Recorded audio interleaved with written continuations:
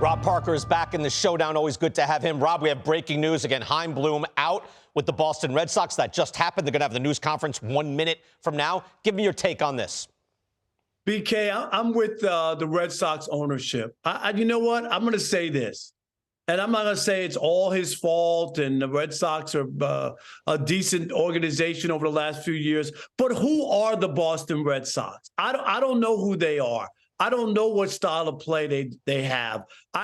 They seem like they're kind of middle of the road where they shouldn't be. They're one of the marquee franchises in baseball. And, Rob, I'm with you. Can I just jump in? I'm with you. You're right. We just talked about that. They're kind of in and they're kind of out. They're 12th in payroll. Are you going for it or are you retrenching? They don't seem to, but I think, too, Rob, it's ownership and the fan base that's like, we're the Red Sox. We need to be number one. How come we're not number one? Sometimes to be number one, you need to take a couple of steps back. They're never willing to do that, Rob.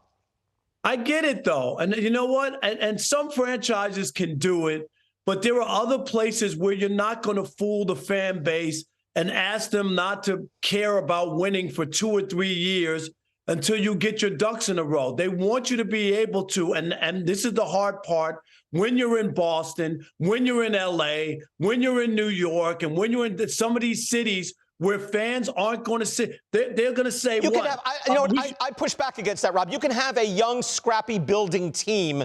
I know like 111 losses would be bad in Boston, but you can have a young building team and still be exciting and still have a good product, even if you're not making the playoffs. You can do that for 2 years. Nah, I think people want stars. That's a team that's won World Series.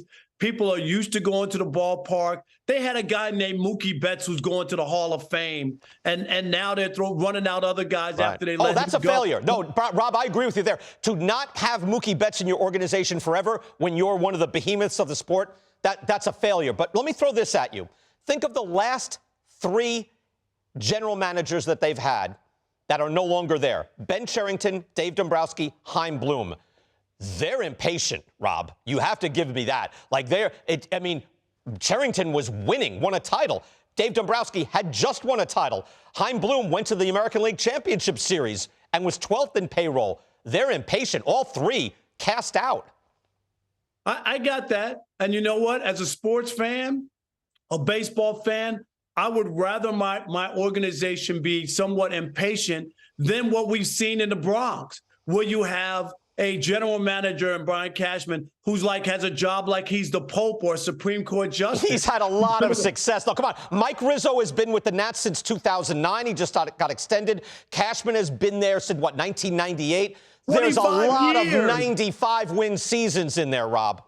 Yes, but you got to do a little bit more than that at some point. I get it. Dave Dombrowski did. Dave Dombrowski did. He jumped up, won a title, and then it was like, what are you doing with all our money? You spent everything.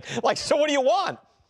Well, I want a guy who's not just going to throw money, because this is what Dave has done everywhere he's been. I'm just be honest. He did it in Detroit, didn't win. They did it in Florida. They won a lot. Win. They did win. Okay, yeah. He does.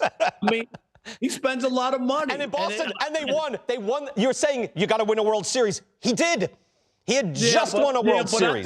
I thought that they thought he was going a little bonkers. In Detroit, he spent a lot of Mike Ilitch's money and didn't They had very good teams, though. They were good. They just sometimes you don't win in the postseason. Rob, we're going to go to the press conference. Can I give you your props first? I want to give you your props first. All right. I have to give you some credit. It pains me to do so, but I checked Ellie De La Cruz's numbers just the other day. I think he's got an 88 OPS plus, 82 weighted runs created plus. His on base is 298. He's striking out at 34%. I believe someone told me, I think the phrase was pump the brakes on Ellie De La Cruz. I guess I should have pumped the brakes. BK, I tried to warn you. Don't be a prisoner of the moment. Don't put people in the Hall of Fame after their first 30 at-bats. And I'm not saying he's a bum or he's not going to be a good player, but the hype was ridiculous. When you're right, you're right. I give you credit. Rob, thank you so much. Good to talk with you again.